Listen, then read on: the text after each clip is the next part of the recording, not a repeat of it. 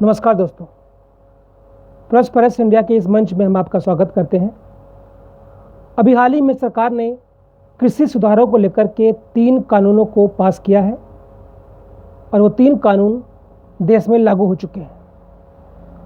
उन कानूनों के खिलाफ हरियाणा के, पंजाब के कुछ किसान आंदोलन करने के लिए आ चुके हैं रास्तों पे। ट्रेनें रोकी जा रही हैं। दिल्ली के राजपथ पर एक भारी भरकम प्रदर्शन किया गया और कहा जा रहा है कि ये कानून, कृषि सुधारों के कानून किसानों के खिलाफ है। एक किसान को क्या चाहिए? किसान को अपनी मेहनत से पैदा की हुई फसल का सही और पूरा दाम चाहिए। सरकार का जो पहला कानून है किसानों के लिए, उसके अंतर्गत किसान अब अपनी फसलों को कहीं पर भी ले जाकर के बेच सकता है। वो अपने राज्य से बाहर भी अपने फसलों को ले जाकर के बेच सकता है। किसानों को पूरा और सही प्राइस देना ये सरकार की जिम्मेदारी होगी।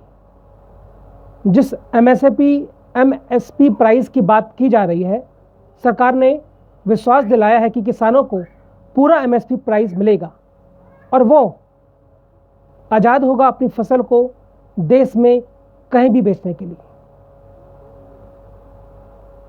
तो फिर ये कानून किसान के खिलाफ कहां से हो गया? एक डाटा मैं आपसे शेयर करना चाहूँगा।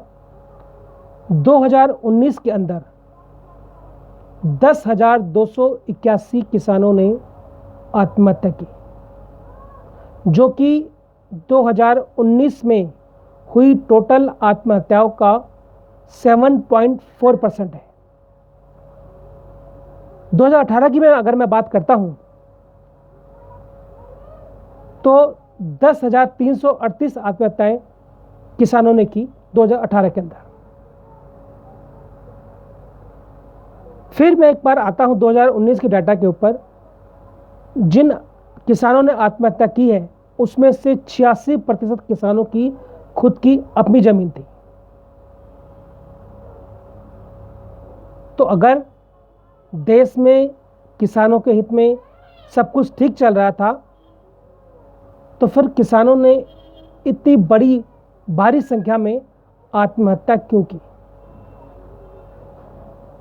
आखिर कौन लोग हैं वो जो किसानों के हक के बहाने, किसानों को हक दिलाने के बहाने अपनी राजनीति, अपने व्यापार के खातिर किसानों के सुधारों के कानून को कलंक लगा रहे हैं?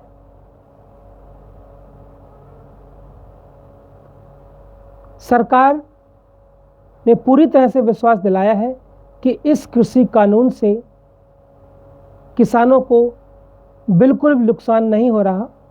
जिस एमएसपी प्राइस की बात की जाती है उस एमएसपी प्राइस को किसानों को दिया जाएगा।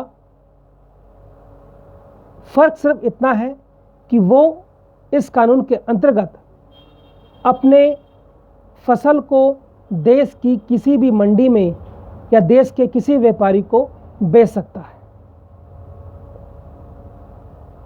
तो जब इतना आश्वासन, इतना विश्वास सरकार द्वारा दिया जा रहा है तो कौन लोग हैं जो इस कानून के खिलाफ हैं? किसानों के और आम जनता के बीच में मंडी में बैठे हुए कुछ लोग होते हैं जो मंडी को पूरा कंट्रोल करते हैं। फसल पूरी होने के बाद में, फसल को बेचने के समय किसान अपनी लोकल मंडी में फसलों को बिछा देता है और उन बिचौलियों के आगे हाथ जोड़ता है कि आप कृपया मेरी फसल ले लीजिए। और ये बिचौलियों की ही मर्जी होती है कि वो फसल लेगा या नहीं लेगा। और वही बिचौलिए किसानों का शोषण करके उनको एमएसपी से कम प्राइस लेने पर भी मजबूर करते हैं। तो फिर वो क्यों चाहेंगे कि उनका जमा जमाया व्यापार खत्म हो जाए? आखिर क्यों चाहेंगे कि वो एक सत्ता जो फसलों की मंडी में उन्होंने सालों से बना रखी है, उस सत्ता को कोई चुनौती दे? क्योंकि ये व्यापार बहुत बड़ा और बहुत बड़ा विशाल व्यापार है।